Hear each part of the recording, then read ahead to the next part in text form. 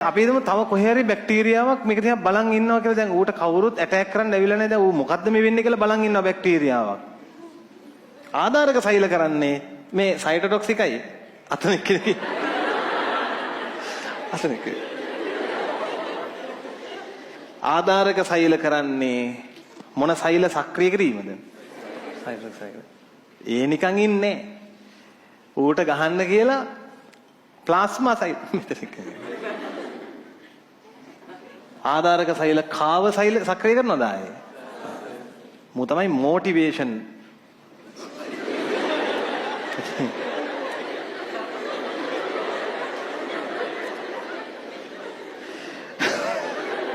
ඒවල තේරුම් ගන්න ඕන. ආධාරක සෛල එයා අනිත් අයව මොටිවේට් කරනවා. පුතේ